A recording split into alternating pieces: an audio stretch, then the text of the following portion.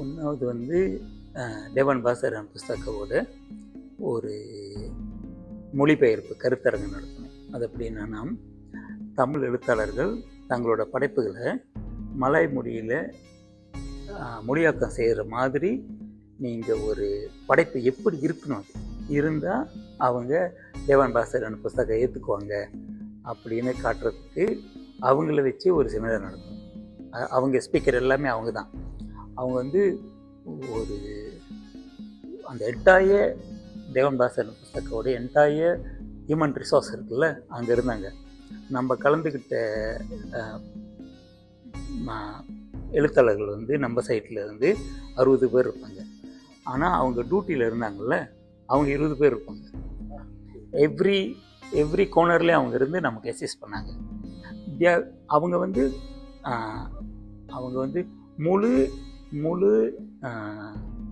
நம்பிக்கையோட நம்மளோட சேர்ந்து வேலை செஞ்சாங்க. என்னென்னா, உண்மையாலுமே இந்த இயக்கம் ஒரு தரமான படைப்பை கொடுக்கும், அதை நம்ம எல்லா சமூகத்துக்கும் கொண்டு போய் சேர்க்கணுன்றதுல அவங்க இருந்தாங்க. நான் தனிப்பட்ட முறையிலேயே வெவ்வேறு டிபார்ட்மெண்ட் அதிகாரிகளோட கலந்து பேசிட்டு அப்புறம் தான் அந்த செமினார் நடத்தணும். இப்போ இது என்னன்னா, அவங்க சொல்லியிருக்கிற முக்கியமான விஷயம் என்னென்னா, புதுசாக எழுதின கதைகளை தான் அவங்க எழுத பயன்படுத்த வருவாங்க. ஏற்கனவே புத்தகமாக வந்தது அதிலெல்லாம் அவங்க அவ்வளோ ஆர்வம் காட்டலை. அன்லெஸ் உண்மையாலுமே அது வந்து ஒரு நல்ல தரமான படைப்புனா அதை பற்றி யோசிக்கலாம். ஆனால் நம்ம இதான் முதல் முறை அவங்ககிட்ட வேலை செய்கிறதுனால அவங்க புது படைப்புகளை ஏற்படுத்தினாங்க. அப்போ நம்ம என்ன யோசித்தோன்னா, ஓகே அப்படின்னா ஒரு முழு தமிழில் ஒரு தரமான சிறுகதையை படைக்கிறதுக்கு எப்படின்னு கருத்தரங்கு நடத்துவோம் அப்படின்னு சொல்லி மின்னல் பண்பலையோடு சேர்ந்து ஒரு கருத்தரங்கு அங்கேயே நடத்தணும். அப்புறம் அது முடித்த பிறகு தமிழ்நாட்டில் இருக்கிற ஒளிவண்ணன்ற ஒரு எழுத்தாளர், அவரை வச்சு ஆன்லைனில் ஒரு ஜூமில் ஒரு ட்ரைனிங் நடத்தணும். அதுக்கப்புறம் ஒரு படைப்பு வந்தது வந்து நல்ல தரமான படைப்பாக இருந்துச்சு. அப்புறம் அதை நோக்கி போய்கிட்டு இருக்கும் பொழுது artificial intelligence for Tamil writers, Tamil எழுத்தாளர்களுக்கு செயற்கை நுண்ணறிவு ஒரு அறிமுகம் அப்படின்னு பிரடனா யூனிவர்சிட்டி இருக்குல்ல, அவங்களோட ஒரு கொலபரேஷன் வச்சு அங்கேயே நடத்தணும், யூனிவர்சிட்டியிலே நடத்தணும். அதுக்கப்புறம் நம்மளோட எழுத்தாளர்களோட கதை களம் இருக்குல்ல, அந்த மின்னல் பண்பலைக்கு எழுதின கதை களம் வந்து என்னால் பார்க்க முடிஞ்சு. செயற்கை நுண்ணறிவுக்குள்ளே அவங்க போயிருக்காங்க. பரிசு பெற்ற கதைகளில் செயற்கை நுண்ணறிவு முழுமையாக இருந்துச்சுன்னு சொல்ல முடியாது, ஆனால் இருக்குது. அந்த அவங்க வழக்கமாக எழுதுகிற நம்மளோட சமூக போராட்டங்கள், சமூக பிரச்சனைகள், பொருளாதார பிரச்சனைகள் அதெல்லாம் தாண்டி இது ஒரு புது கதைக்களத்துக்குள்ளே போயிருந்தாங்க.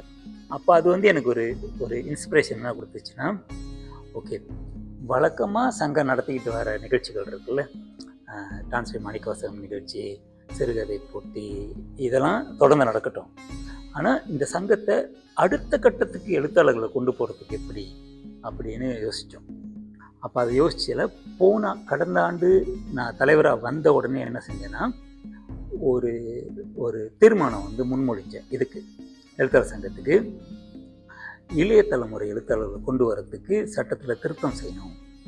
அந்த திருத்தம் என்னன்னா, காலகாலமாக எப்படி இருக்குன்னா, நீங்கள் உங்களோட எழுத்தாளர் சங்கத்துக்குள்ளே நீங்கள் உறுப்பினராக வரணும்னா உங்களோட படைப்பு தமிழ் பத்திரிக்கையில் வந்திருக்கணும். ஏதாவது டெய்லி பேப்பர், வீக்லி, மந்த்லி எதையாவது ஒன்றில் உங்களோட படைப்பு வந்திருக்கணும், உங்கள் பேர் போட்டு. அதை உங்களோட ஃபார்மோட அட்டாச் பண்ணி அனுப்புனா யூ கேன் பிகம் மெம்பர். ஆனால் இன்றைக்கி மாறி இருக்க உலகத்தில் நம்ம பத்திரிக்கையில் எழுதுகிற அளவுக்கு சமூக ஊடகங்கள்ல எழுதுகிறாங்க, வேறு பிளாட்ஃபார்மில் எழுதுகிறாங்க. இப்போ அவங்கள அதெல்லாத்தையும் அக்செப்ட் பண்ணிக்கணும் நம்ம அப்படின்னு சொன்னோம். அப்போ அது வந்து கேட்டாங்க, இந்த மாதிரி புலனக்குழுவில் எழுதுகிறாங்கல்ல எங்கள் வாட்ஸ்அப் குரூப்பில், அதெல்லாம் எடுத்துக்க முடியுமா? நான் என்ன சொல்கிறேன்னா, ஒரு மனிதன் ஒரு இளைஞன் தன்னோட படைப்பை கொண்டு வந்து கொடுத்து எழுத்தாளர் சங்கத்தில் சேர விரும்புகிறேன், இதுதான் புலனக்குழுவில் வந்து என்னோடய படைப்பு அப்படின்னு சொல்லி ஒரு ஆதாரம் வந்து கொடுக்குறான்னா, நான் பர்சனலாக நான் அவனை கட்டி பிடிச்சிப்பேன், வா தம்பி அப்படின்னு. நீங்கள் ரிஜெக்ட் பண்ணுறதுக்கான காரணங்கள் தேடாதீங்க. உள்ளே கொண்டு வரதுக்காண்டிய வழிவகைகளை உருவாக்கி கொடுங்க அப்படின்னு விளக்கம் சொன்னாந்தலே. ஆனால் தீர்மானம் நிறைவேறிடுச்சு. சட்ட திருத்தமும் இந்த ஆண்டு ஒரு வருஷம் டைம் எடுத்துக்கிட்டேன். ஏன்னா நம்ம வந்து ஃபண்டமெண்டலில் கை வைக்க போகிறோம், அதனால் அவசரப்பட்டு செஞ்சிடக்கூடாதுன்னு தீர்மானத்தை முன்மொழிஞ்சு அங்கீகரித்தோம். அப்படின்னா இன்னும் ஹையர் இன்ஸ்டிடியூட்டில் படிக்கிறாங்கல்ல அந்த ஸ்டூடெண்ட்ஸ், அவங்க மெம்பராக வந்தாங்கன்னா, லைஃப் மெம்பராக வந்தால் 100 வெள்ளி தான். இப்போ 250 இருக்குது, அதை 100 வெள்ளியாக ஆக்கிட்டோம். 100 வெள்ளி ஆக்கிட்டோம். சட்டத்திருத்தம் பாஸ் ஆயிடுச்சு. சட்டத்திருத்தம் பாஸ் ஆன உடனே என்ன சொன்னேன்னா, மெம்பர்ஸ்கிட்ட நான் வந்து ஹையர் எஜுகேஷனில் படிக்கிற பிள்ளைங்களுக்கு மட்டும் ஒரு போட்டி நடத்த போகிறோம். சிறுகதை எழுதுகிற போட்டியோ இல்லை கட்டுரை போட்டியோ, எது சீசபிளாக இருக்குது அப்படின்னு பார்த்துட்டு, இல்லை கட்டுரை போட்டி ப்ளஸ் இது சிறுகதை போட்டி, அப்படி பங்கெடுக்கிற மாணவர்கள் இருக்காங்கள்ல, அவங்களுக்கு வந்து 1வது பரிசு 2வது பரிசு கொடுப்போம் தானே. அப்புறம் கலந்துக்கிட்டவங்களுக்கு சர்டிஃபிகேட் கொடுப்போம். அந்த சர்டிஃபிகேட்டை வந்து ஹையர் எஜுகேஷன் மினிஸ்ட்ரியோடைய கலந்து பேசி அதை அவங்களுக்கு ஒரு கிரெடிட்டாக எடுக்கிற மாதிரி செய்கிறோம். இது மினிஸ்ட்ரி போட்டி பரிசு. சங்கம் என்ன செய்யும்? சங்கம் என்ன செய்யும்னா, அந்த போட்டியில் கலந்துக்கிறாங்கல்ல அந்த எல்லா மாணவர்களுக்கும் மெம்பர்ஷிப்பை வெயிட் பண்ணுறோம்.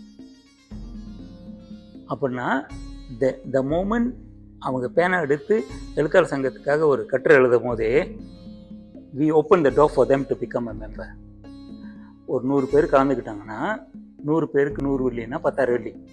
10,000 வெள்ளி சங்கம் வேவ் பண்ணிச்சுன்னா ஒரே நாளில் 100 மாணவர்கள் உங்களுக்கு மெம்பராக வந்துடுவாங்க. இளைய தலைமுறை 100 பேர் வந்துடுவாங்க.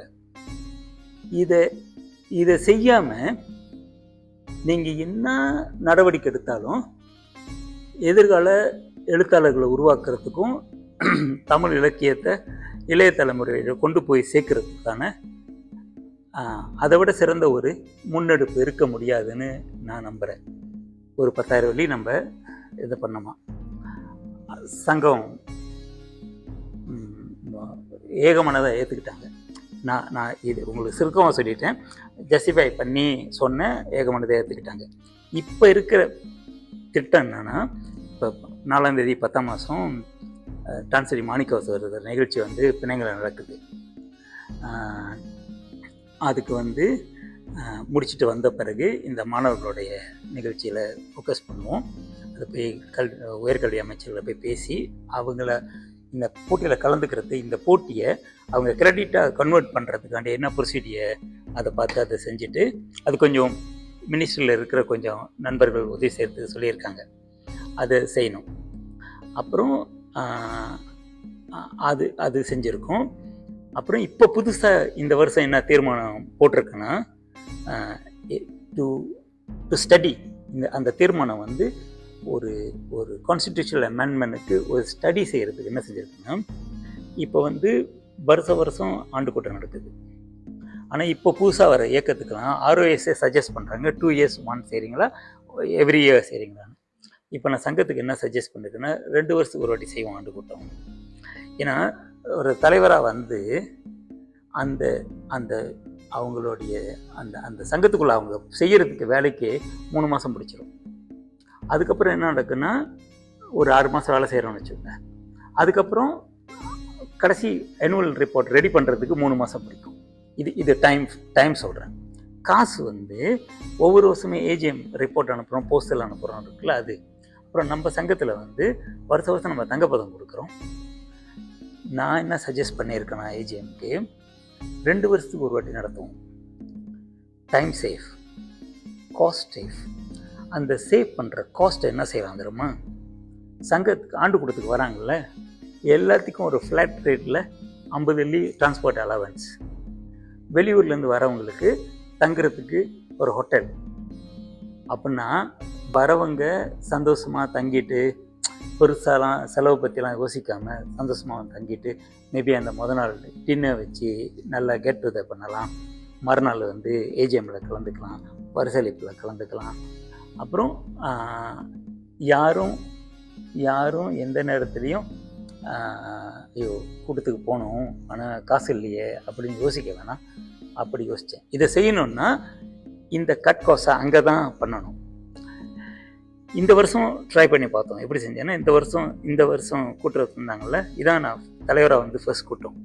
இந்த கூட்டத்துக்கு வந்து வெளியூர்லேருந்து வராங்கள்ல, எல்லாத்துக்கும் ஹோட்டல் ஃப்ரீயாக கொடுத்துட்டோம். டிரான்ஸ்போர்ட் வந்து யோசிக்கலை. மேபி அகல கால் வச்சிட வேணாம் அப்படின்னு யோசிக்கிறோம். பைய செய்வோம் அப்படின்னு டிரான்ஸ்போர்ட் கொடுத்துட்டோம். இப்போ பெனாங் போகிறோம்ல, டிரான்ஸ்போர்ட்டும் ஃப்ரீயாக கொடுத்துட்டேன், ஹோட்டலும் ஃப்ரீயாக கொடுத்துட்டேன். அந்த ஹோட்டல் வந்து கொஞ்சம் நம்மளோட ஃப்ரெண்ட்ஸ்கிட்டலாம் கொஞ்சம் காசு போட்டு செய்ய சொல்லிட்டோம். இப்படி தான் நான் பார்க்குறேன். இப்படி செஞ்சோமா எழுத்தாளர்களை ஆர்வத்தோடு கொண்டு வர முடியும். அப்புறம் ஒரு நான் அந்த காலத்தில் சொல்லுவேன், யாராவது நீங்கள் என்னங்க செய்கிறீங்கன்னா, நானே ஒரு ஏழை எழுத்தாளன் அப்படி தான் சொல்லுவேன். அந்த ஏன்னா நம்ம சங்கத்தில் இருக்கிறவங்க எல்லாருமே கொஞ்சம் வயது முதிர்ந்தவர்கள். அவங்களுக்கு நீங்கள் ஹோட்டல் கொடுத்துட்றான், வாங்கம்மா, டிரான்ஸ்போர்ட்லாம் ஏற்பாடு பண்ணிட்டேன், நீங்கள் வாங்கய்யா அப்படி சொன்னால் காசு இல்லை. அவங்களோட ஏஜுக்கு, அவங்களோட வயசுக்கு, இந்த நாட்டு தமிழ் இலக்கியத்துக்கும் தமிழ் எழுத்து உலகத்துக்கும் அவங்க பண்ணியிருக்க கான்ட்ரிபியூஷனுக்கு இந்த வயசில் வாமா நான் கூப்பிட்றேன், நீங்கள் செலவு பற்றி நான் காசை பற்றி நான் கவலைப்படாது, வாங்கன்னு சொல்கிறது இருக்குல்ல, அதோட மகிழ்ச்சி என்னால் விஜுவலைஸ் பண்ண முடியுதுன்னு சொல்கிறேன். ஏன்னா இந்த கூட்டத்தில் பார்த்தேன், இந்த ஆண்டு கூட்டத்தில் பார்த்தேன். இதுக்கு போகிறதுக்கு முன்னுக்கு டிரான்ஸ்போர்ட் வந்து பஸ்ஸு ஃப்ரீ.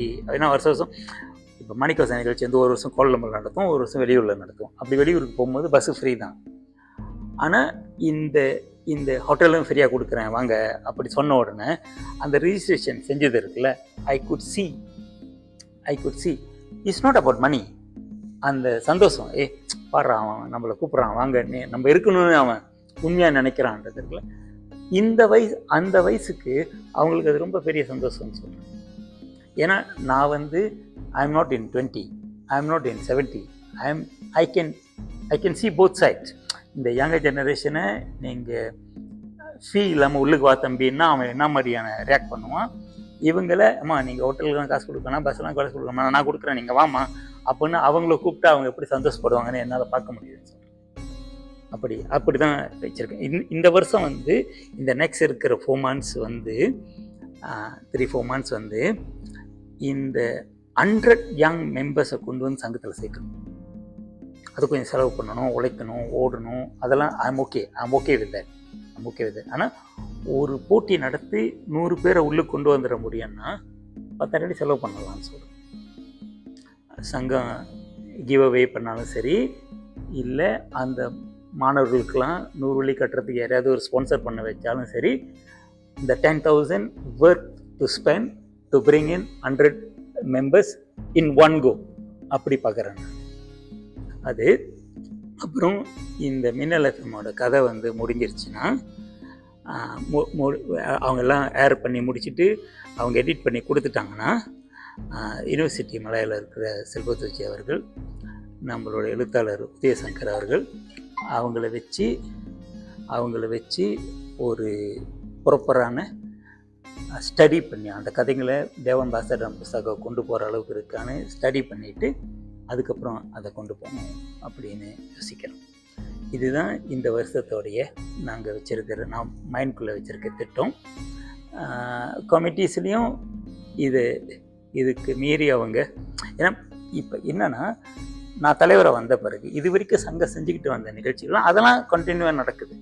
இதெல்லாம் புது இனிஷியேட்டிவ்ஸில் செஞ்சுக்கிட்டு இருக்கோம். அதனால் பெரும்பாலும் எல்லோரும் சப்போர்ட்டாக தான் இருக்காங்க. என்னென்னா அவங்களாம் வந்து நம்மளோட இருந்த மெம்பர்ஸ் இருக்காங்கள்ல, அவங்க இப்போ இருக்கிற மெம்பர்ஸ் எல்லாரையுமே வந்து நம்ம வந்து ரெக்கார்டில் வச்சுருக்கோம்.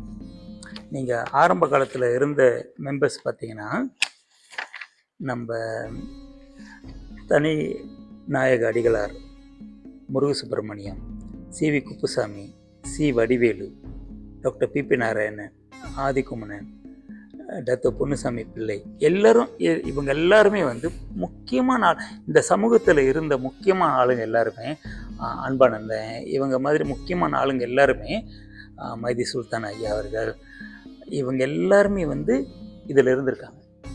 இந்த பேர்லாம் பார்க்கும்போது இவங்கெல்லாம் இருந்துட்டு போன இயக்கத்தில் இன்றைக்கி நான் தலைவரானு கூட நான் பிரமிச்சிருக்கேன். ஏன்னா இவங்கெல்லாம் கார்த்திகேஸ் ஐயாலாம் என்ன மாதிரியான அவங்களாம் இருந்திருக்காங்க. ஒரு 1000 பேர் உறுப்பினர்னா இருந்த எல்லாரையும் சேர்த்து ஆயுள் உறுப்பினர், ஆண்டு சந்தா உறுப்பினர், இவங்கெல்லாம் சேர்த்து அந்த சங்கத்துக்குள்ளார பயணித்தவங்க 1000 பேர் இருப்பாங்க. இப்போ சங்கத்தில் இருக்கிறது 380 பேர் ஆயுள் உறுப்பினர் இருக்காங்க. ஒரு 69 பேர் ஆண்டு சந்தா உறுப்பினராக இருக்காங்க. இந்த ஆண்டு சந்தா உறுப்பினரை பற்றி சொல்லும் பொழுது என்ன சொன்னோன்னா, இளமை காலத்தில் அவங்களாம் ஆண்டு சந்தா உறுப்பினர் இருக்காங்க. முதுமை ஆகும் பொழுது அவங்க நான் ஆண்டு சந்தா ஆயுள் உறுப்பினர் ஆகணும்னு நினைக்கிறேங்க, ஆனால் காசு தான் எனக்கு கொஞ்சம் கஷ்டமாக இருக்குது. சரி பரவாயில்லையா உடனே இருங்க பரவாயில்ல அப்படி சொன்னோமா, இல்லை ஆயுள் உறுப்பினராக வந்தால் தான் நான் இறந்தது பிறகு சங்கத்தில் பேர் இருக்கும் அப்படின்னு ஒருத்தர் சொன்னார். பெத்தம்பரித்தாலேருந்து ஒருத்தர் சொன்னார். நான் அப்படியே நிகழ்ச்சி ஆகிட்டேன். அப்போ நான் எக்ஸிக்யூட்டிவ் செக்ரட்டரியாக இருந்தேன், கமிட்டி மெம்பர் கூட இல்லை, சும்மா சங்கத்து வேலையெல்லாம் செஞ்சுட்டு ஹெல்ப் பண்ணிக்கிட்டு இருந்தேன். அப்போ அவர் பேசுகிறப்ப எனக்கு அப்படி நிகழ்ச்சியாக இருந்துச்சு. நான் உடனே சொல்லிட்டேன், ஒன்றுமே யோசிக்காமல் சொல்லிட்டேன், சார் ஒன்றுமே இல்லை, ஒரு லெட்டர் மட்டும் எடுத்து அனுப்புங்க, நான் காசு நான் கட்டிக்கிறேன் அப்படின்னு சொல்லி அவரை சங்கம் ஆயுள் உறுப்பினர் ஆகிட்டோம். அந்த மாதிரியான அவங்களுக்கு இருக்கிற நான் இறந்த பிறகு கூட என் பேர் இந்த சங்கத்தோட ஆண்டறிக்கையில் இருக்குன்னு சொல்கிறது இருக்குல்ல, அப்படி ஒரு மனசன் என்கிட்ட சொல்லும் போது, நான் இந்த நாட்களில் உட்காந்துருக்கும் போது என் தோளில் என்ன மாதிரியான பொறுப்பு கொண்டாந்து வச்சுட்டு போகிறாங்கன்னு உங்களால் விஷுவலைஸ் பண்ண முடியுதா? எனக்கு அப்படி இந்த நாற்காலி இந்த சங்கம் அவ்வளோ இம்பார்ட்டண்டான சங்கமா, இந்த சங்கத்தில் உங்கள் இறப்புக்கு பிறகு உங்கள் பேர் இந்த சங்கத்தோட ஆண்டு அறிக்கையில் வரதை நீங்கள் இவ்வளோ பெருசாக பார்க்குறீங்களா? அப்படின்னா இந்த சங்கத்தை நான் எப்படி பார்க்கணும் இந்த தலைவராக உட்காந்து அப்படின்னு யோசித்து தான் இவ்வளோ திட்டங்களை கொண்டு வந்திருக்கோம். இப்போ சங்கத்தில் 240,000 ஃபிக்ஸ்ட் டெபாசிட் வச்சுருக்கோம். அந்த ஃபிக்ஸ்ட் டெபாசிட் எப்படி, அந்த ஸ்ட்ரக்சர் எப்படி இருக்குன்னா, நீங்கள் அதில் காசு தான் போட முடியும். ஏன்னா முத துரைராஜ் சார் 30,000 வெள்ளி வச்சு தொடங்கினார். அப்புறம் ஆதிக்குமரன் சார் கட்டடம் வாங்குறதுல கவனம் செலுத்தினார். ஏன்னா கட்டடமும் ஃப்ரீயாக வாங்கின கட்டடம் அது. ராஜேந்திரன் இருந்த காலத்தில் இந்த 30,000 வெள்ளி நிதியை 200,000 மாற்றினார். அப்புறம் கார்த்திகேஸ் ஐயா அவர்கள் இறந்த பிறகு அவங்க குடும்பம் இன்னொரு 50,000 கொடுத்தாங்க. அப்போ இப்போதைக்கு 240,000 இருக்குது. இது ஒரு சமயம் என்னோட பெரிய கனவாக இருக்கலாம், ஆனால் என் மைண்ட் அதை நோக்கி தான் செயல்படுது. நான் உயிரோடு இருக்கிற காலத்தில் அதை 1 மில்லியன் ஆக்கிட்டோமா, இந்த நாட்டில் எழுத்தாளர்கள் எல்லா காலத்திலையும் சுதந்திரமாக செயல்படுறதுக்கு எந்த தடையும் இருக்காதுன்னு சொல்கிறேன். இப்போ இருக்கிற மாதிரியே அதே ஸ்ட்ரக்சரை அப்படியே வச்சு அதிலிருந்து வர வட்டி எடுத்து நடத்தினோன்னா, அப்போ நமக்கு 2 கட்டடம் இருக்குது, அங்கேருந்து வர வாடகை இது எல்லாம் சரியாக செஞ்சோமா தாராளமாக நடத்த முடியும். இது 1 மில்லியன் என்ற இலக்கு. ஆனால் இந்த நெக்ஸ்ட் ஃபியூ இயர்ஸ் 500,000 ஆக்கிடலாம். அது முடியும். அதுக்கப்புறம் இன்னும் கொஞ்சம் உழைக்க வேண்டியது இருக்கும். நான் தலைவராக இருந்தாலும் இல்லைனாலும் நான் இருக்கிற வரைக்கும் என்னோடய பயணம் அதை நோக்கி செயல்படும்.